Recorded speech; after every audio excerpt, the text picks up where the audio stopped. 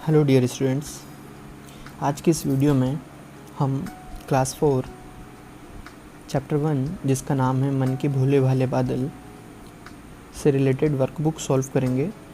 तो चलिए स्टार्ट करते हैं। यहाँ पर आप देखेंगे कविता की पंक्तियाँ पढ़ो, नीचे दिए गए प्रश्नों के उत्तर लिखो। तो ये यहाँ पर जो भी लाइंस ली गई हैं ये सब आपकी जो चैप्टर 1 है मन के भोले भाले बादल जो कविता है उसी में से ली गई हैं। तो आप लोगों ने ज़रूर पढ़ी होगी, और अगर नहीं पढ़ी है तो इसको पढ़ना है और सबको इसको अच्छे से याद करना है। तो प्रश्न नंबर 1 है, बादल किन किन प्राणियों की तरह लगते हैं।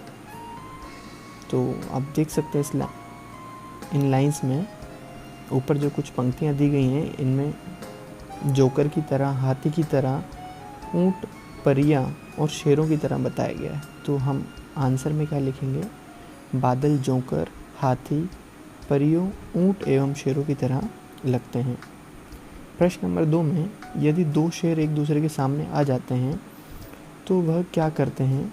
कविता के आधार पर उत्तर लिखो। तो अब ज़रा सोचिए कि अगर दो शेर आमने सामने आ जाएंगे तो वो क्या करेंगे? आपस में लड़ेंगे वो।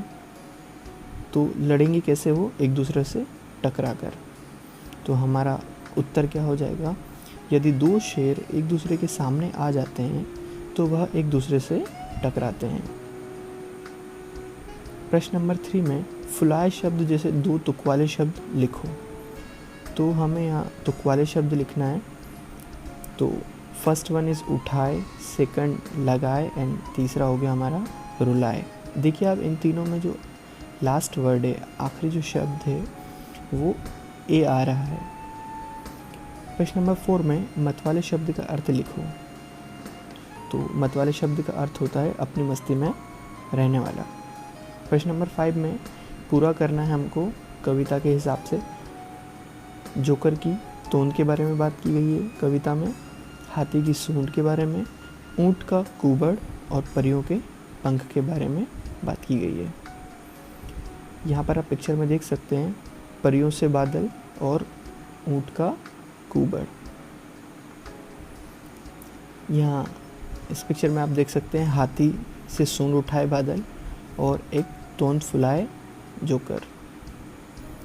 फिर यहाँ वापस से कुछ पंक्तियाँ दी हुई है, इनको पढ़ना है और उनसे रिलेटेड क्वेश्चन आंसर यहाँ पर दिए हुए हैं। प्रश्न नंबर 1 है, बादल आप अपने साथ क्या क्या लेकर आते हैं? तो उत्तर है बादल अपने साथ तूफान, बिजली, पानी लेकर आते हैं। प्रश्न नंबर 2, ढोलक ढोल बजाते बादल का क्या अर्थ है? इसका उत्तर हो जाएगा ढोलक ढोल बजाते बादल का अर्थ बारिश के समय बिजली के गरजने से है। प्रश्न नंबर 3, बादल क्या क्या काम करते हैं? उत्तर हो जाएगा बादल बारिश करते हैं, तूफान लाते हैं, ढोल बजाते हैं एवं शैतानी करते हैं। प्रश्न नंबर 4, तूफानी शब्द जैसे दो तुक वाले शब्द लिखो। तो अभी हमने पहले भी लिखे हैं तुक वाले शब्द। तो पहला शब्द हो जाएगा शैतानी, दूसरा मनमानी और तीसरा हैरानी। तुक वाले शब्द को समझ लेते हैं ये क्या होते हैं। यह ऐसे शब्द होते हैं जो बोलने सुनने में एक समान लगते हैं, वह इनका अंतिम वर्ण समान होता है। मतलब जब हम बोलते हैं इनको तो ये एक जैसे सुनने में लगते हैं, बोलने में लगते हैं, और इनका जो आखिरी का जो वर्ण होता है वो एक समान होता है। जैसे भगत, जगत, चरण, मरण, अगर, मगर, तन, मन एक्सेट्रा। अगेन यहाँ पर कुछ पंक्तियाँ दी हुई है, इनको पढ़ना है और इनसे रिलेटेड यहाँ पर क्वेश्चन है। प्रश्न नंबर 1, यदि बादल जल ना बरसाएं तो क्या हो? उत्तर हो जाएगा यदि बादल जल ना बरसाएं तो नदी, तालाब, कुएं में पानी की मात्रा कम हो जाएगी या वे सूख जाएंगे। किसान खेती नहीं कर पाएंगे, जिससे हो सकता है कि खाने की चीज़ों में कमी आ जाए। प्रश्न नंबर 2, यदि बादल बहुत अधिक जल बरसाएं तो क्या होगा? उत्तर, यदि बादल बहुत अधिक जल बरसाएं तो नदी नालों में पानी भर जाएगा और फिर वह अपने सीमित क्षेत्र से बाहर बहने लगेंगे, जिससे बाढ़ आ जाएगी। प्रश्न नंबर 3, तुम्हें बादल कैसे लगते हैं? उत्तर, मुझे भोले भाले बादल बहुत अच्छे लगते हैं। यहाँ आप अपने हिसाब से भी अपना आंसर लिख सकते हैं, आपको बादल कैसे लगते हैं। प्रश्न नंबर 4 में भला शब्द का विलोम शब्द लिखना है। विलोम शब्द मतलब विपरीत अर्थ देने वाला, उल्टा अर्थ देने वाला। तो भला का विपरीत हो गया बुरा, इससे मोटे का विपरीत होता है पतला। उसी तरह यहाँ पर आप देख सकते हैं कि अधिक बारिश होने के कारण, अधिक वर्षा होने के कारण ये जो बाढ़ की स्थिति आ गई है, सभी जगह पानी भर गया है। नेक्स्ट, बादलों के बाल कैसे होते हैं? तो कविता के आधार पर अगर हम आंसर दें तो बादलों के बाल घने होते हैं। बादलों के गाल कैसे होते हैं? बादलों के गाल गुब्बारे की तरह फूले हुए हैं। बादलों का रंग कैसा है? तो बादलों का रंग सफ़ेद, काला, नीला, ग्रे, स्लेटी होता है। यहाँ पर इन पिक्चर्स में आप देख सकते हैं जब बारिश नहीं होती है तब क्या होता है। तो आप फर्स्ट पिक्चर में देख सकते हैं कि फसल नहीं उगती है, और सेकंड में जो नदी है वो भी सूख गई है। यहाँ पर सही और गलत पर टिक करना है,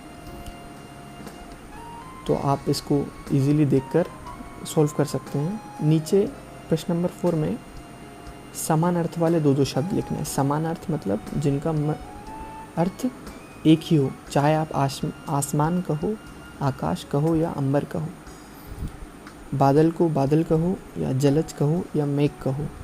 तो ये सारे जो शब्द हैं ये समानार्थी शब्द हैं। पानी का जल और नीर है, नदी का सरिता, तटनी, हाथी का गज और मतंग। इसके बाद नंबर 5 में द्विरुक्त व्यंजन का यूज़ करना है, मतलब एक आधा शब्द और एक पूरा शब्द, दो व्यंजन शब्द से मिला के लिखना है। तो यहाँ पर आप देखिए कि मैंने कुछ लिखे हुए हैं, गुब्बारे, बच्चा, पक्का, कच्चा, लज्जा, सच्चा, चम्मच। तो एक वर्ड आपको भी अपने मन से इसमें लिखना है। तो ये रहा आपका चैप्टर 1 का सॉल्यूशन। आई होप आपको ये पसंद आया होगा। Thank you.